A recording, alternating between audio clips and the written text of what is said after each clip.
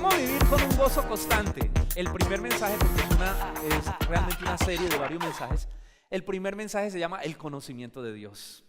¿Cómo vivir con un gozo constante? En primer lugar vamos a hablar de el conocimiento de Dios. Yo creo que el ideal de toda persona es vivir plenamente feliz, ¿sí o no? O sea, no tener uno de esos días que son complicados, que son difíciles. Esos días que usted dice, pero ¿qué me pasó, verdad? Por nosotros quitaríamos todas las circunstancias difíciles y viviríamos cada día al máximo con la plenitud de gozo. Yo creo que todo ser humano busca en el fondo de su corazón tener una vida feliz. ¿Estoy en lo correcto o no? O si yo pregunto aquí, ¿quién de ustedes quiere ser infeliz? Levante la mano el que quiera ser infeliz. Si la levanto. No, todos queremos ser felices, todos queremos vivir bien, ¿verdad? Es decir, experimentar gozo todos los días de nuestra vida. Vivir sin problemas, tal vez, es la idea de muchos. Y esa es la vida que todos están buscando, es el remedio. Yo digo que si alguien se inventa un remedio para acabar con los problemas, se vuelve millonario. Porque yo creo que todo el mundo está buscando cómo resolver sus conflictos rápidamente. Pero la pregunta ¿es posible? ¿Es posible vivir una vida sin problemas? ¿Es posible eliminar las situaciones difíciles de la vida? Solo con un poco de razonamiento y sentido común tenemos que decir que no. Tenemos que decir que no. Es imposible eliminar los problemas de la vida, porque la vida es conflictiva y se viven muchos inconvenientes, pero eso no quiere decir que no podamos vivir con gozo a pesar de los problemas. Y cuando nosotros hablamos del gozo del Señor, el gozo del Señor no depende de las circunstancias. El gozo del Señor no es una actitud meramente emocional, es algo que habita en el corazón del creyente, que le permite tener paz y aún gozo y alegría en medio de las situaciones más difíciles de la vida. Entonces el creyente puede vivir una vida con gozo a pesar de los problemas, hermano. La vida es compleja, es difícil, pero eso no quiere decir que no podamos disfrutarla al máximo y cumplir el propósito de Dios para nuestra vida. Creo que nosotros muchas veces nos complicamos la vida, nosotros mismos nos la complicamos. Y yo quiero decir una verdad muy difícil y una verdad que es dura, pero es una verdad. Mire, cuando un cristiano vive deprimido la mayor parte de su tiempo, eso se debe a que su relación con Dios no está bien. Porque si estuviera bien no viviría de esa manera. Eso significa que debe profundizar en su relación con Dios. Hay algo que no está bien, porque no está experimentando su gozo constante. Y en segundo lugar, es una persona que está generando un impacto muy negativo en los no creyentes. ¿Soy claro? Claro, la gente ve ese creyente deprimido. ¿Cómo está? No, hermano, aquí es muy duro.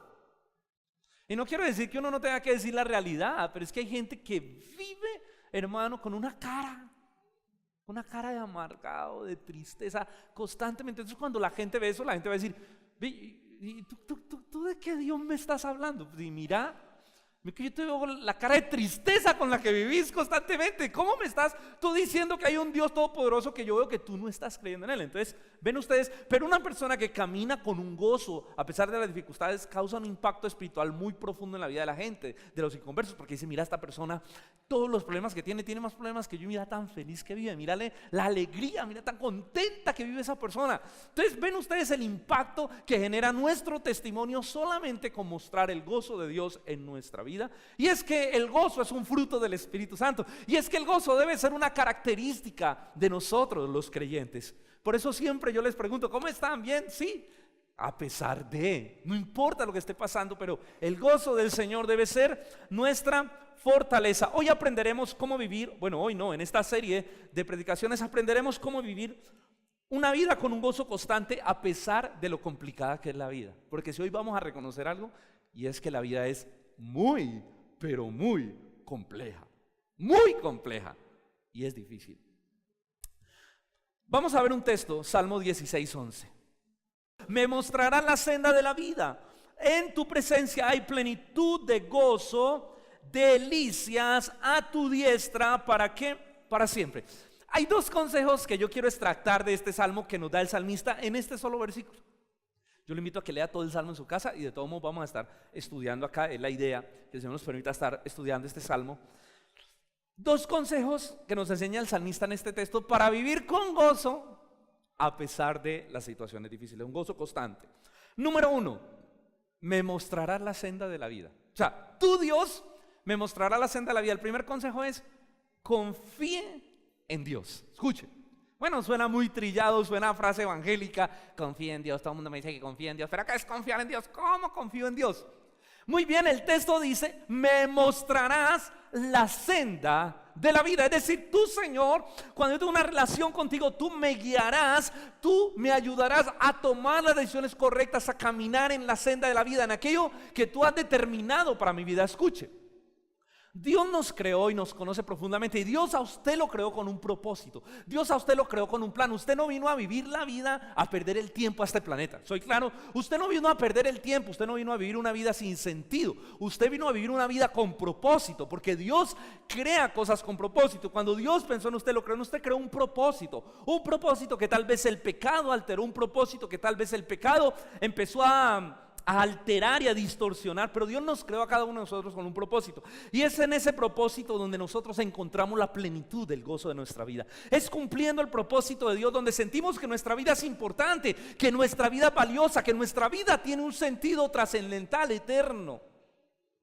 Cuando yo hablo con muchas personas que no conocen al Señor, si algo a mí me deprime, nomás esta semana pensaba en eso, y es cuando uno habla con personas que no conocen al Señor, uno se deprime por como lo vano que vive en la vida. Soy claro, como la vanidad, lo pasajero, lo superficial de sus vidas. Claro, uno dice, esta persona necesita conocer a Cristo para que encuentre un sentido, un significado más profundo a su vida, para que entienda que tiene otro propósito más allá que comer, dormir, no sé, verse bien, salir, pasear, que hay algo más allá de estas cosas, que no quiere decir que sean malas, pero que la vida se torna muy superficial cuando nosotros no tenemos un profundo conocimiento de la vida espiritual. Entonces la vida se torna como sin sabor, como sin sentido, ¿verdad?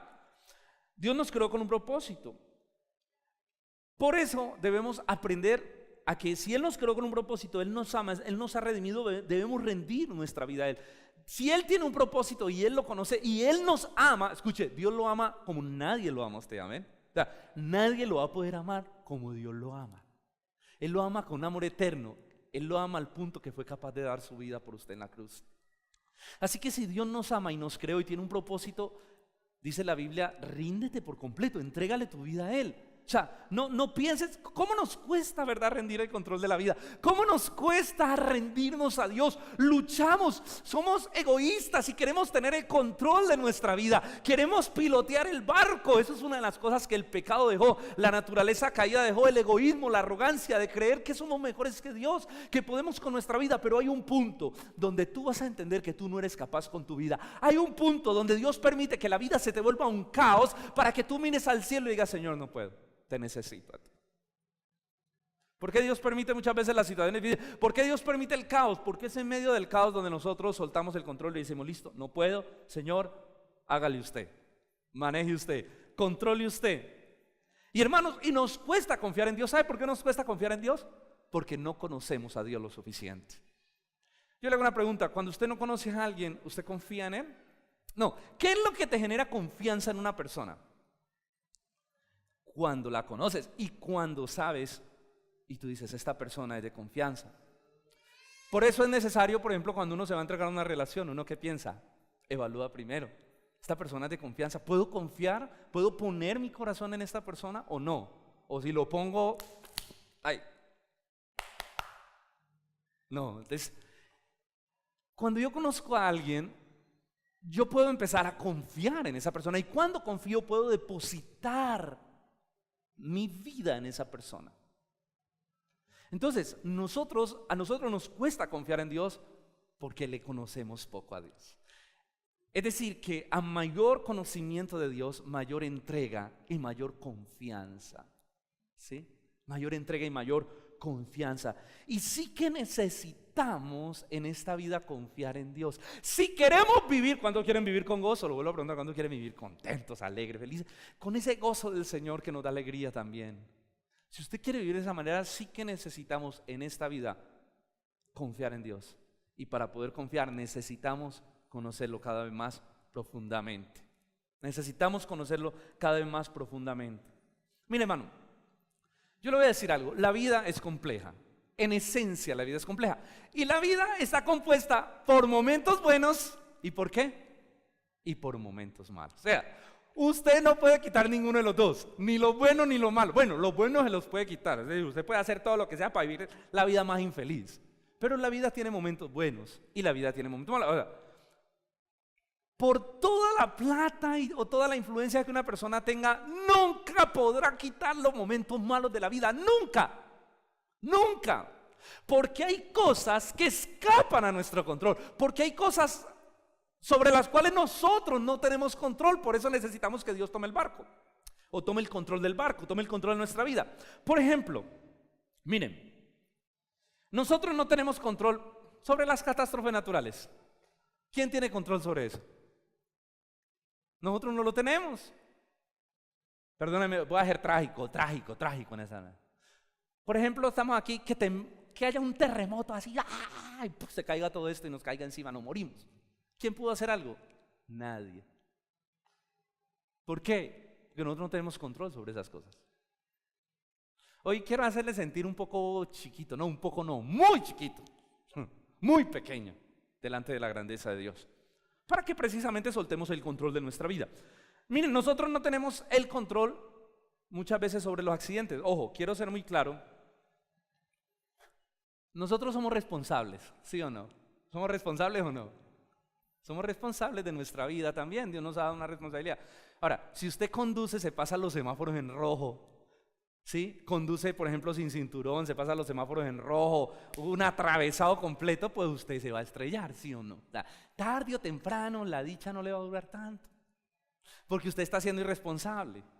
Pero hay muchos accidentes que se escapan de nuestra mano.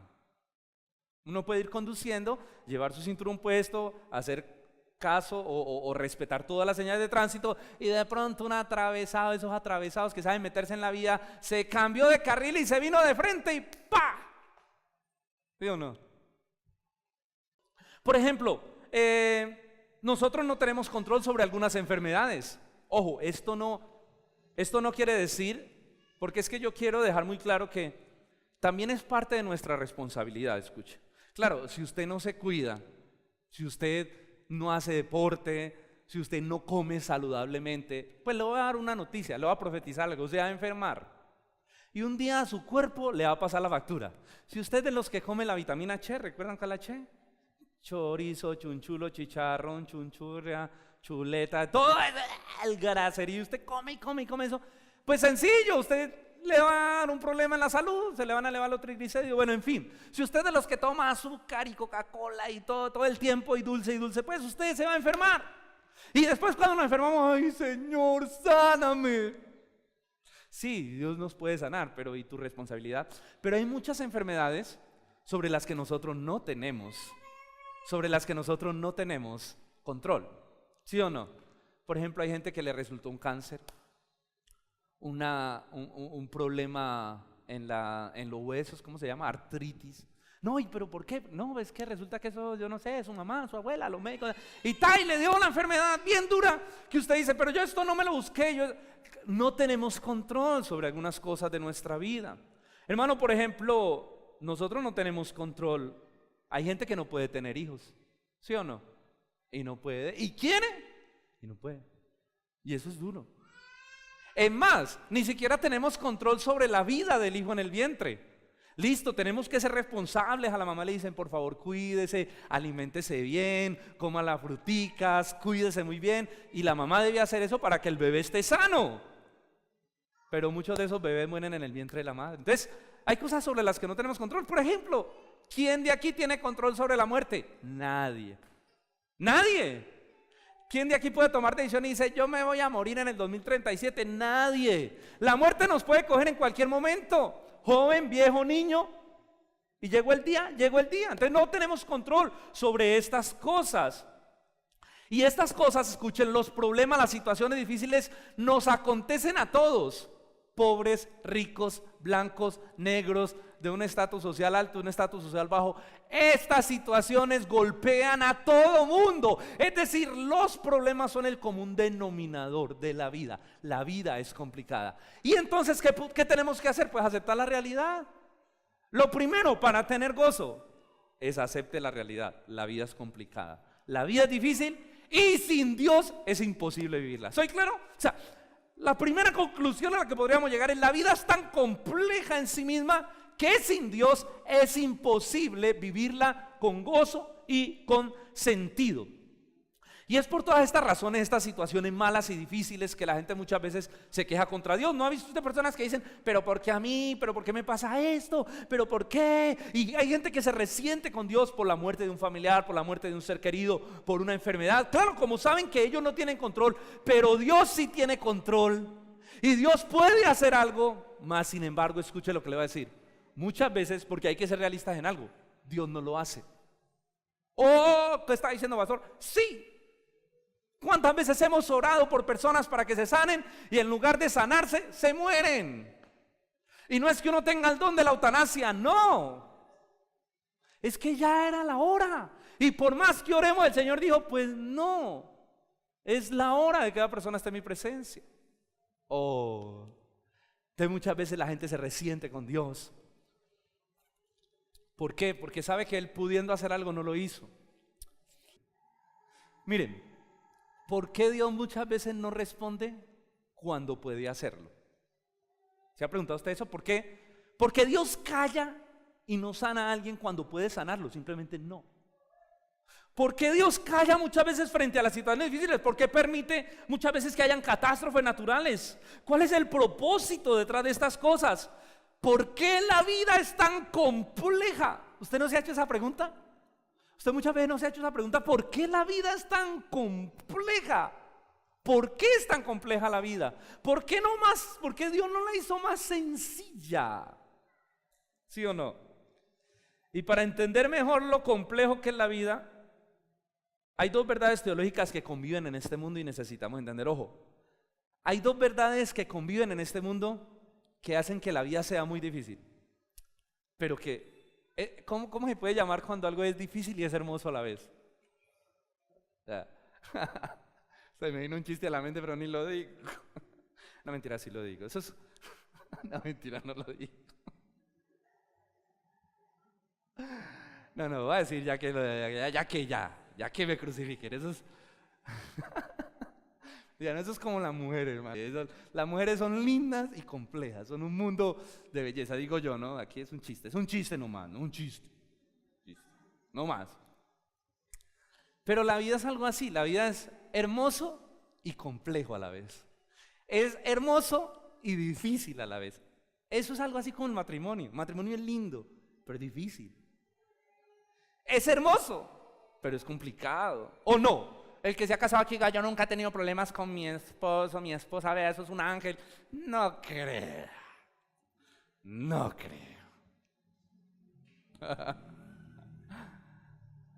La vida es compleja y es hermosa. Es difícil. O sea, son dos verdades que parecen contradictorias y conviven juntas. ¿Por qué razón?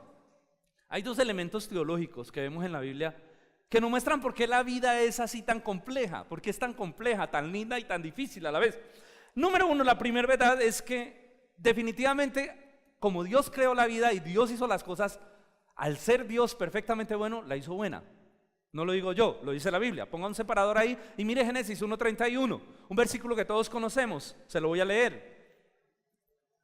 Cuando Dios termina la creación, cuando Dios hace al hombre, hace a Adán y Eva, cuando Dios casa a Adán con Eva, y Dios está allí y ve todo lo creado, Dios dice las siguientes palabras después de hacer al hombre, dice: y vio Dios todo lo que había hecho,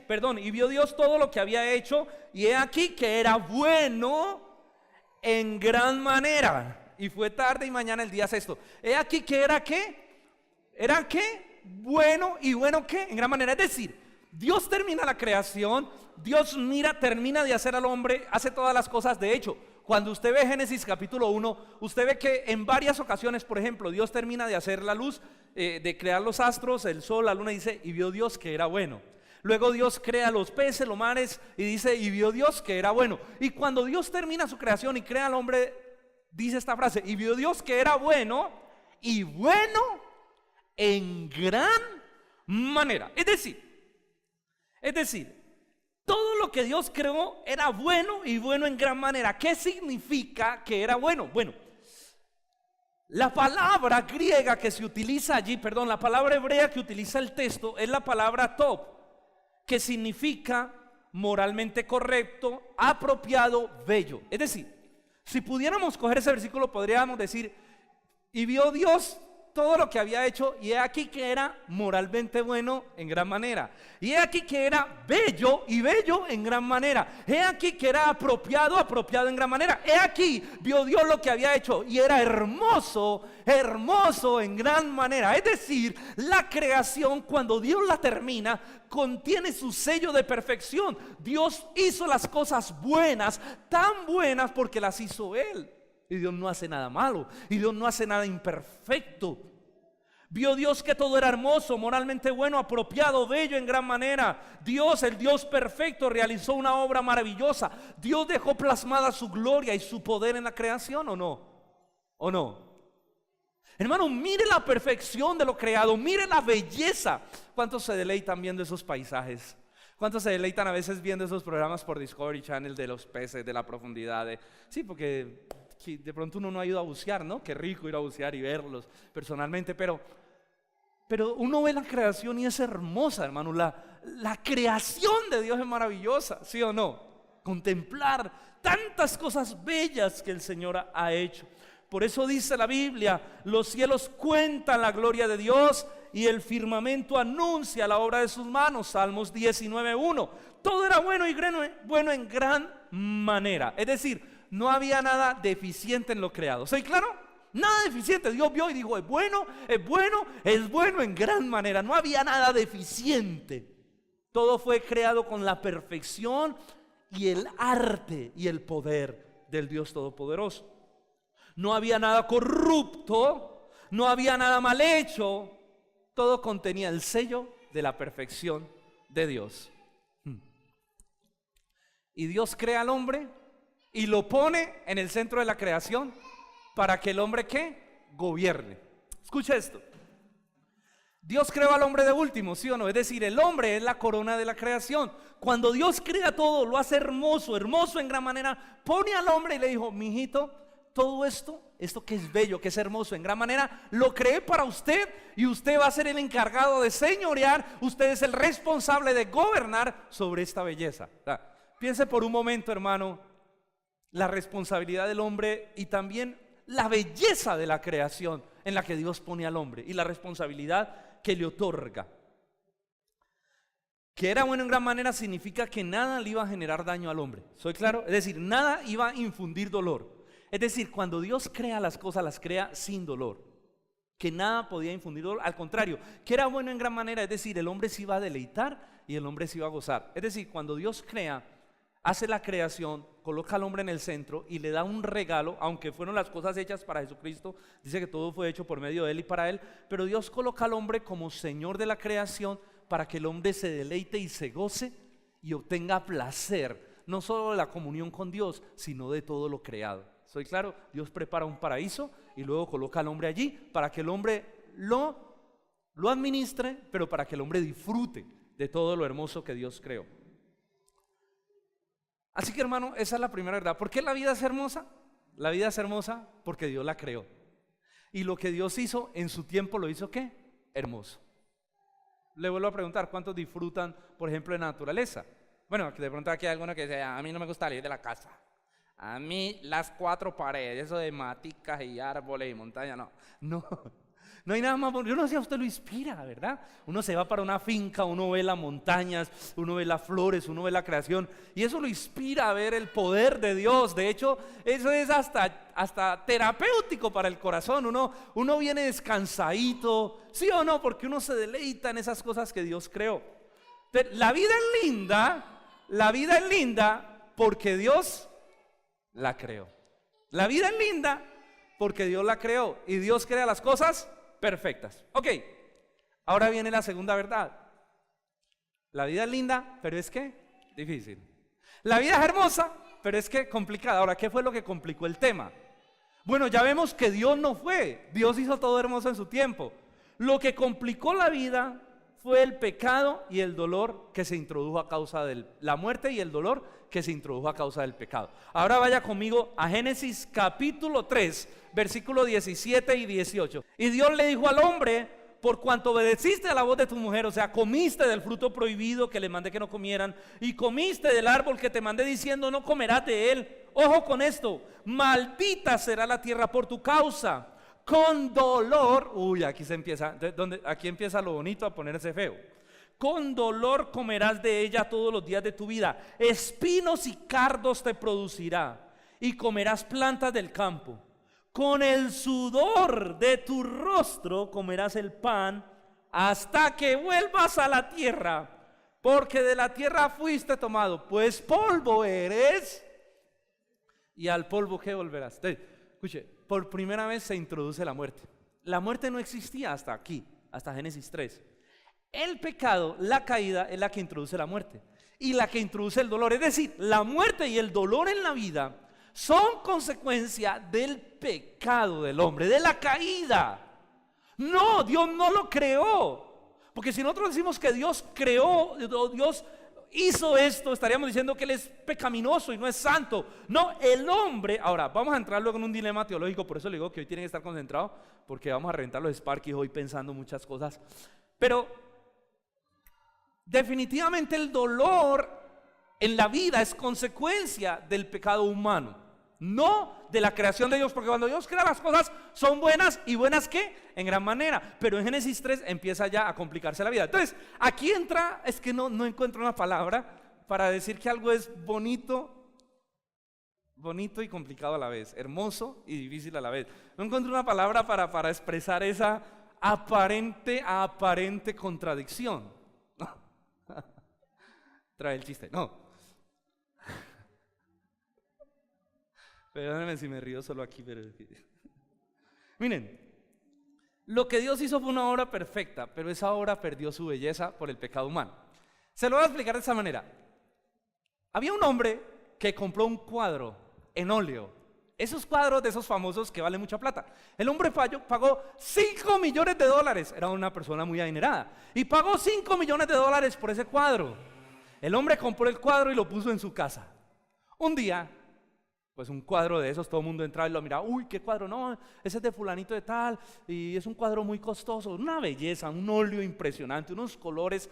Tenía la obra perfecta del que lo hizo, era una cosa espectacular. Un día iban a pintar la casa y el que iba a pintar la casa, pues no sabía qué cuadro valía tanto, y cogió el cuadro y lo puso en el piso, al lado de los tarros de pintura, y se fue a almorzar. Salió el niño de 4 años del dueño de la casa, el niño de 4 años, y vio el cuadro que nunca había podido coger y dijo, wow. Y vio la pintura y dijo, y empezó a poner por obra todo lo que le enseñaron en el jardín. Entonces fue y cogió y metió las manos dentro de la pintura y las empezó a poner dentro del cuadro y dijo, bonito, está quedando bonito. Cogió los pies y los empezó a poner, luego cogió la brocha y empezó a tirarle pintura hacia el cuadro, un cuadro en óleo. Cuando llegó su papá y lo vio en eso, le dijo, mijo, ¿qué está haciendo? Papá, te estoy haciendo la obra más bonita. Ese niño se tiró una obra de $5 millones. ¿Cuánto quedó valiendo esa obra? Entonces ahí tenemos algo que en el fondo es hermoso, pero está manchado por la irresponsabilidad humana.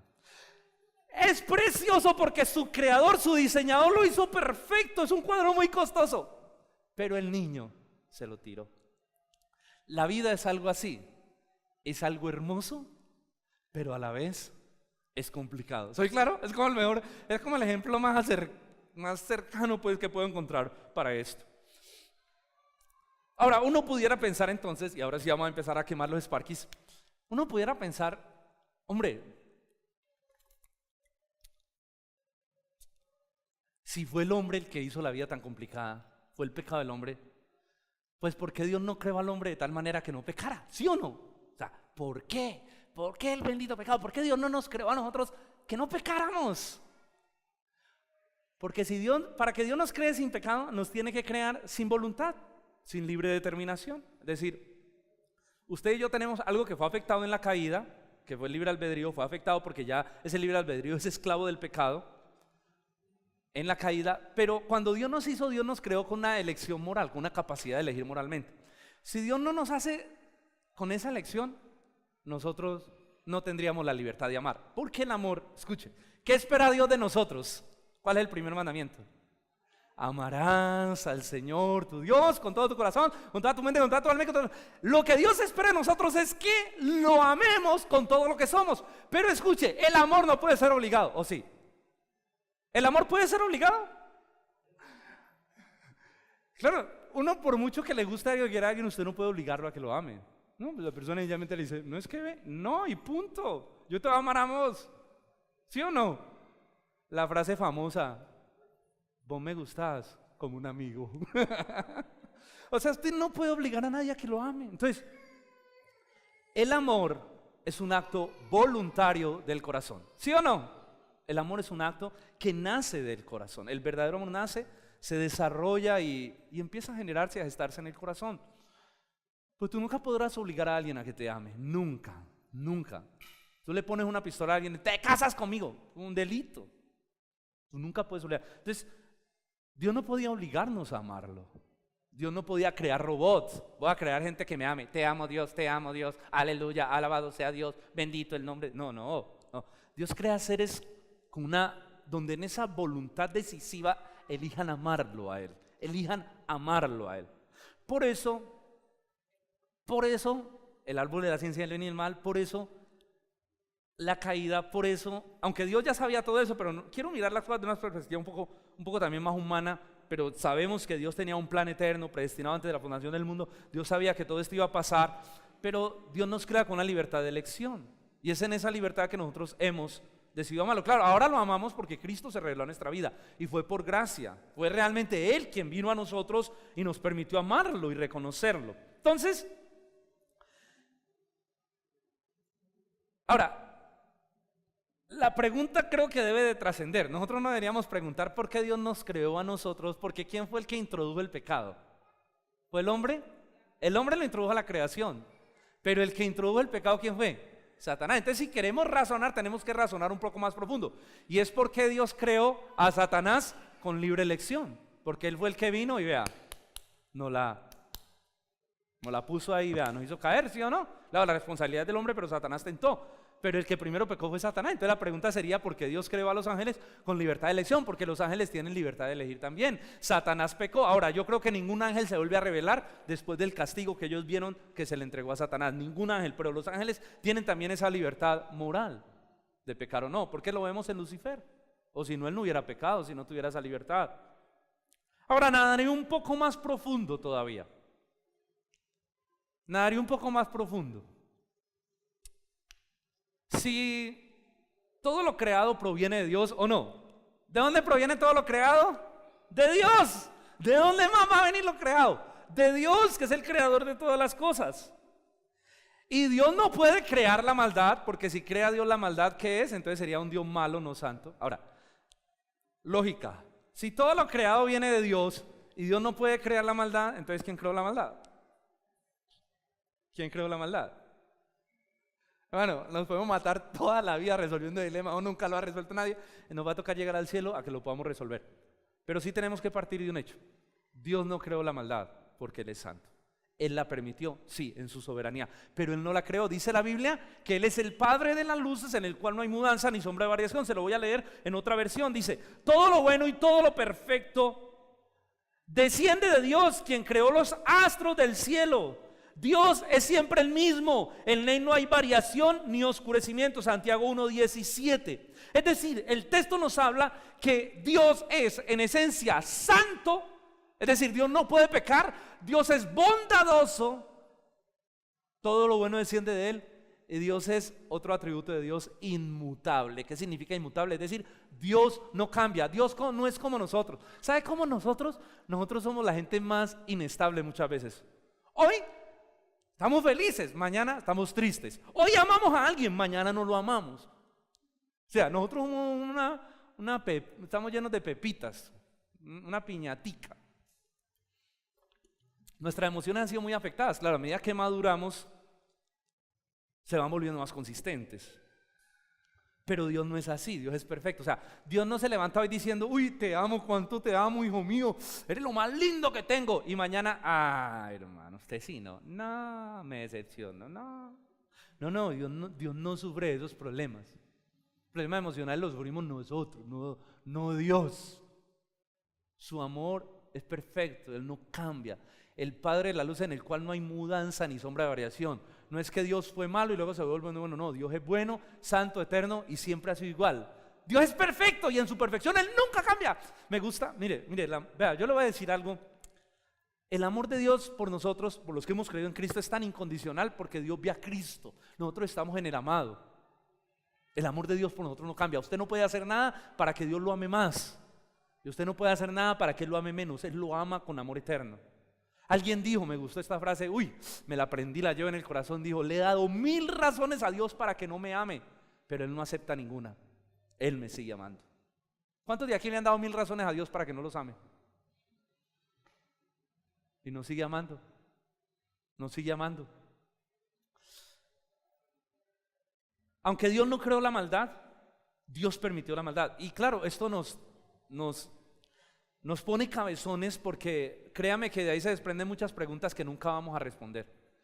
Y que nosotros somos seres humanos finitos, seres humanos con una mente limitada. Si a veces nos cuesta hacer operaciones matemáticas, ahora imagine entender a Dios a su plenitud. Por ejemplo, ¿cuánto es 1525 por 1731? ¿Quién me puede dar ese resultado? Mira, si usted no puede hacer esa operación, una simple operación matemática como esas, ¿cómo vamos a tratar de meter a Dios en nuestra cabeza? Hay un atributo de Dios que se llama la incomprensibilidad de Dios. Es decir, hay asuntos en los que Dios es incomprensible. Bueno, yo he querido que hoy habláramos estos 4 atributos en este primer punto. Dios es bondadoso, Dios es inmutable, es decir, Dios no cambia. Dios es incomprensible muchas veces y Dios es soberano, es decir, Dios gobierna sobre todo.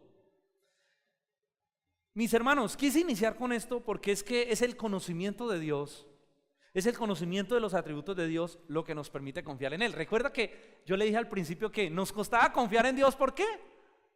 ¿Por qué? Porque no lo conocíamos, pero cuando comenzamos a conocer quién es Él, su grandeza, su poder, su perfección, su inmutabilidad, es decir, que Él no cambia, que Él no sufre de problemas emocionales como nosotros. Cuando empezamos a ver, hermano, que Dios es bueno, es decir, que todo lo que hace siempre lo hace con un corazón bondadoso. Cuando empezamos a conocer que Él es todopoderoso, que Él puso su sello en lo creado, entonces nosotros empezamos a ver un Dios grande. Y cuando vemos un Dios grande empezamos a confiar más. ¿Cómo puedo yo resolver mis problemas de fe? Confiando. ¿Y cómo confío? Conózcalo. ¿Y cómo lo conoce? A través de la Escritura. Y es allí donde llego yo al segundo punto. Voy a ser breve para concluir. El segundo consejo que nos da el salmista, entonces el primero es confía en Dios, entregue su vida en Dios. Y el segundo es el conocimiento correcto de Dios nos ayuda a estar en su presencia. Ojo que lo voy a desarrollar. Dice el salmo, vuelva al salmo, mire el salmo que dice, me mostrará la senda de la vida. Y la segunda parte dice, en su presencia hay plenitud de ¿qué? De gozo, delicias a su diestra para siempre, ¿verdad? Delicias en su presencia. ¿Qué hay en su presencia? Plenitud de gozo, delicias a su diestra para siempre. Bueno, el conocimiento correcto de Dios nos ayuda a estar en su presencia. Porque miren, ¿qué será estar en la presencia de Dios? ¿Cómo está uno en la presencia de Dios? A ver, ¿cómo está uno en la presencia de Dios? ¿Cómo hago yo para estar en la presencia de Dios? ¿Cómo? Orando, cantando. Ahora, yo voy a hablar algo aquí, pongan mucho cuidado, no quiero que se enreden. Uno muchas veces está con alguien y no está. ¿Me entiende? ¿Me hago entender? Y hoy en día, hoy en día el hecho de que usted esté con alguien o en la presencia de alguien no significa que usted esté intimando con esa persona, que tenga una relación profunda. ¿Por qué? Porque usted puede estar con alguien y no estar. O sea, es decir, usted está allí, pero está en otro lado. Su mente y su corazón están en otro lado. ¿Cuánto les ha pasado que están con alguien y la persona está Ajá. Sí, sí. Ven, ¿y qué fue lo que me dijiste ahorita? ¿Sí o no? Con las redes nos han hecho un daño. Estamos y no estamos. O sea, ¿usted o está conmigo o está ahí? ¿Sí o no? ¿Cuánto les ha tocado decirle a su esposo? Ahora apaga el teléfono que vamos a hablar los dos? Muchas veces me dio risa la última reunión, una reunión que fui. Llegó un momento donde yo miré en la reunión, estábamos todos supuestamente para compartir, y un momento donde yo miré y todo el mundo estaba así. Hasta le tomamos una foto de momento para recordarlo. Todo el mundo estaba así, metido ahí en el... Entonces, o usted puede estar con alguien y estar elevado, ¿sí o no? Usted está ahí, ni cuidado le está colocando. Entonces, usted está, pero no está. ¿Y por qué digo esto? Muchas veces nosotros pensamos que estamos en la presencia de Dios porque estamos orando. Ojo, que me vamos a meter a un terreno caliente. Muchas veces nosotros pensamos que estamos en la presencia de Dios porque estamos cantando. Pero ¿será que alguien puede cantar y no estar adorando? ¿Será que alguien puede orar y no estar orando? ¿Y no estar orando a Dios? Sí. Yo he escuchado a gente cantando alabanzas y no necesariamente está adorando a Dios, porque su vida no es una vida que ame al Señor. Sabemos que muchas personas pueden cantar canciones a Dios y no estar en su presencia. Sabemos que muchos pueden orar y no estar en su presencia. Eso nos lo muestra la parábola del fariseo y el publicano. ¿Recuerdan? El fariseo y el publicano empezaron a orar y dice que el fariseo oraba: oh Señor, te doy gracias, Padre, porque no hay nadie como yo, Señor, en esta tierra. Yo soy único, Señor, tú me creaste a mí de una manera maravillosa, de una manera magnífica, Señor. Yo no soy como este publicano que es un cobrador de impuestos, un ladrón. Yo no soy como él. Yo doy los diezmos, este no da los diezmos. Yo ayuno 2 veces a la semana, este no ayuna. Este mírelo ahí, ya ni ora. En cambio yo, Señor, yo te doy gracias a ti por mi vida, Señor, porque es que mi vida es tan maravillosa. ¿Sí? Aquí tenemos un hombre que está orando, pero no está en la presencia de Dios. Es decir, un hombre que está orando, pero no conoce a Dios. Aquí tenemos un fariseo que ora, pero no tiene una relación con Dios. La Biblia dice que este hombre oraba, hablaba. ¿Sabe con quién hablaba? Consigo mismo. Este hombre que hablaba consigo mismo. Aquí tenemos un hombre cuyas oraciones son producto del orgullo humano. Es que yo, Señor, y es que las oraciones de este fariseo son el resultado de su orgullo. Son oraciones orgullosas. Yo no soy como este Señor que está a mi lado. Yo soy una persona espiritual. Tenemos un hombre que no conoce a Dios, que tiene un conocimiento incorrecto de Dios. Este fariseo pensaba que Dios aborrecía al publicano y a él lo amaba porque era una persona tan correcta. ¿Ven? O sea, un hombre que tiene un conocimiento incorrecto de Dios. Piensen esto. ¿Cuántas religiones en el mundo pueden estar orando a Dios en este momento y cantando a Dios y realmente Dios no las está escuchando? Porque para que Dios te escuche tus canciones y tus oraciones, tú tienes que estar en Cristo. Porque si no estás en Cristo, tus oraciones y tus canciones no serán escuchadas. Porque para que algo suba delante de Dios, tú tienes que ser hijo de Dios. Porque cuando no eres hijo, estás en rebelión contra Dios. Juan 1:12, más a todos los que le recibieron, a los que creen en su nombre, les dio el poder legal de ser hechos hijos. Y los hijos entran a la casa con confianza. Cuando usted le mete a alguien a la casa que usted no conoce y llega y le abre la puerta y le dice: buenas, venga, yo que hay aquí en la nevera, venga, me da el favor. Ey, hermano, usted llama a la policía, no sé, saca los chacos, saca la escoba, no sé, algo hace, grita, pero usted dice: ¿qué está pasando aquí? Yo a usted no lo conozco. Claro, pero cuando es un hijo, ¿sí o no? El hijo llega, abre la nevera, se toma un poquito de leche así de la chuspa, luego coge el agua, destapa, y vuelve a la casa un noche. Usted dice: mi hijo, ese es mi hijo. Ese es mi hijo. ¿Sí o no? Que me desordenó la casa. ¿Y qué? Es mi hijo, ahorita lo ordenamos. Pero vaya que un extraño le haga eso. ¿Sí o no? Entonces, claro, para uno poder acercarse a Dios con confianza uno tiene que ser hijo, y para ser hijo uno tiene que estar en Cristo, porque los que estamos en Cristo nos hemos arrepentido de nuestros pecados, y al estar arrepentidos hemos sido justificados y lavados con la sangre de Cristo, y es solo eso lo que nos permite estar confiadamente ante el trono de la gracia, nada más. Entonces, para estar en su presencia necesitamos entrar en Cristo. Así que estar en la presencia de Dios significa estar en Cristo y estar con la actitud correcta delante de Dios. ¿Usted no ha escuchado que hay cristianos? Yo creo que hay oraciones que Dios no escucha. Hay cristianos, yo los he escuchado orar con orgullo. Estos días escuchaba a alguien orar así. Oh, yo soy muy prudente y luego pues, si puedo, me acerco a la persona y hablo con ella y le hago ver con amor que no es correcto. Así, ¿cuántos han escuchado estas oraciones? Yo escuché esta en estos días. Yo desato la presencia de Dios. Uy, ¿qué? ¿Cómo así que usted desata? O sea, usted tiene a Dios amarrado, usted tiene a Dios ahí, y entonces cuando está ahí, lo desata, como si fuera un perrito, ¿no? Que lo tiene amarrado y lo suelta. ¿Quién es usted para contener la presencia de Dios o desatar la presencia de Dios?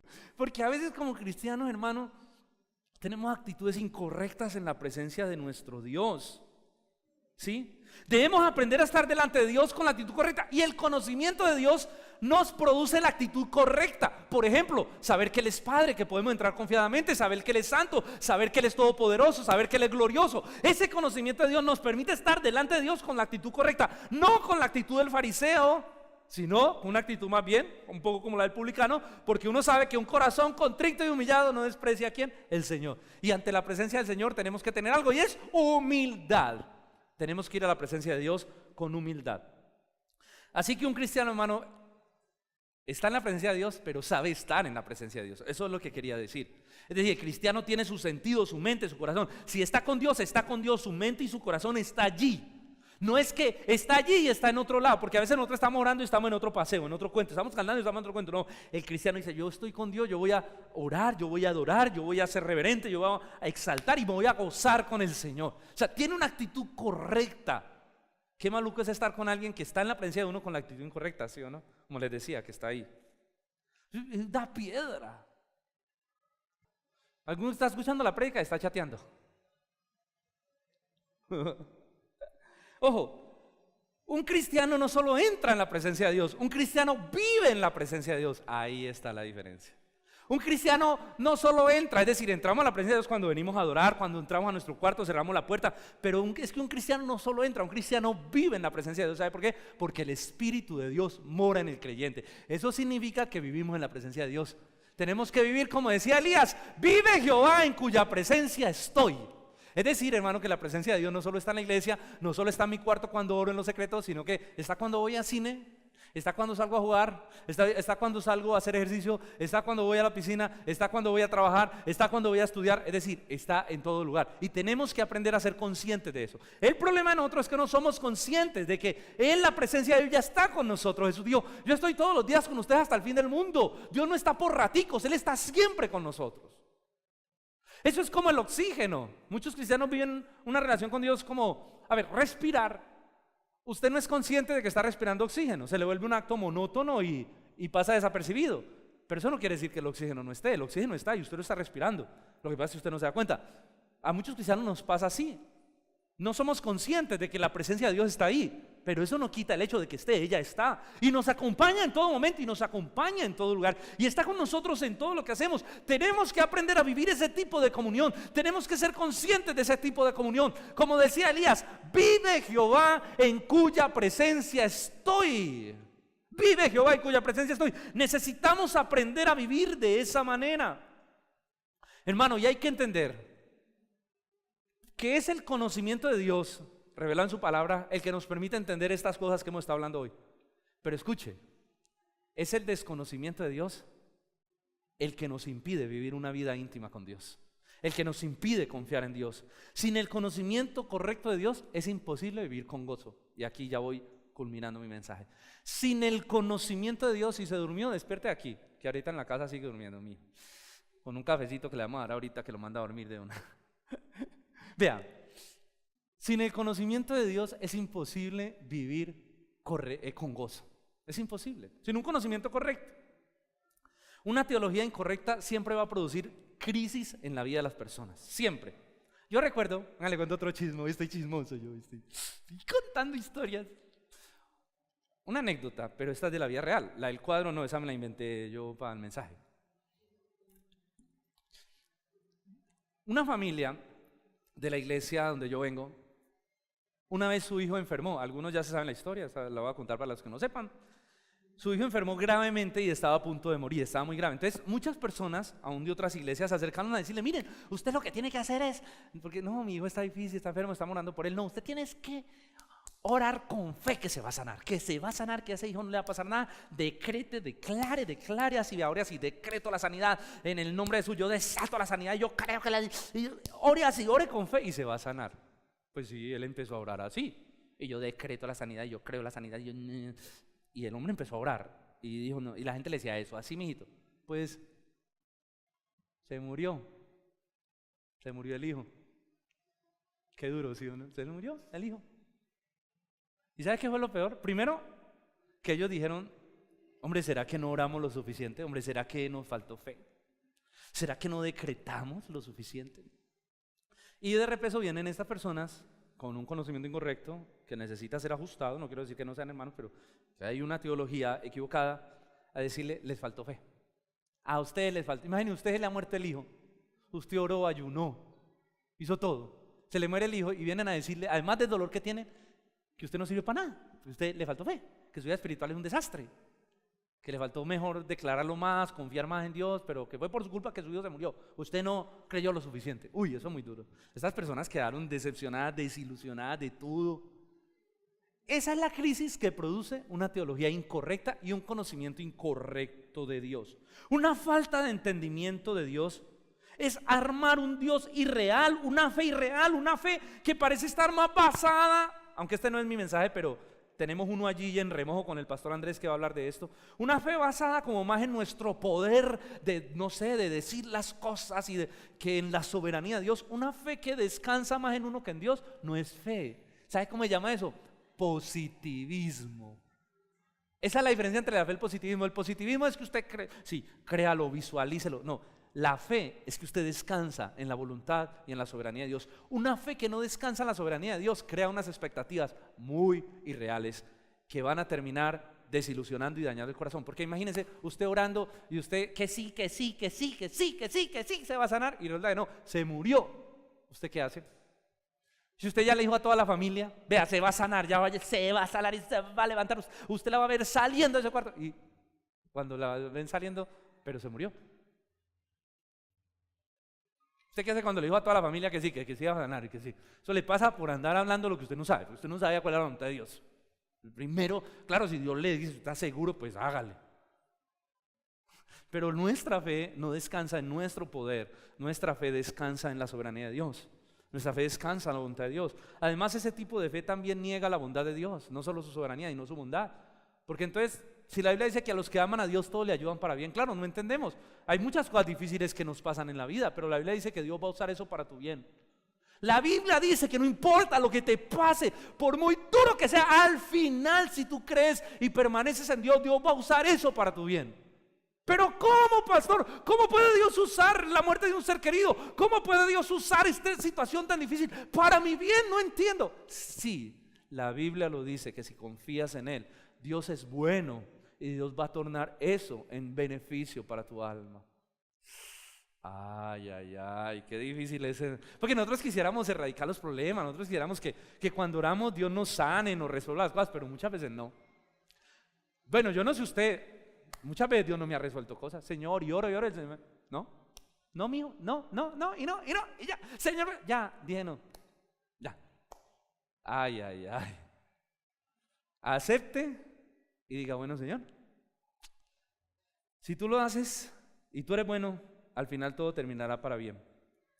Una fe que genera falsas expectativas genera un daño y un trauma emocional y psicológico en las personas difícil de solucionar. Pero no hay nada más saludable que una idea correcta de Dios, una fe correcta, una idea correcta de Dios que nos ayuda a estar en su presencia.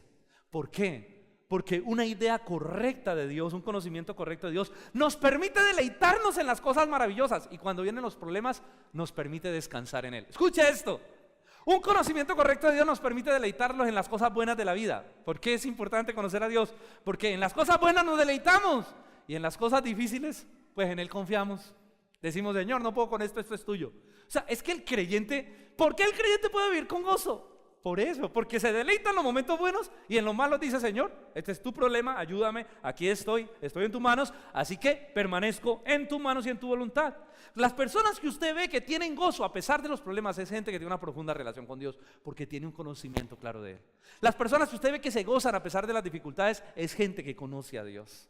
Es gente que conoce íntimamente a Dios, tiene un conocimiento claro de Él. Conclusión, ahora sí termino.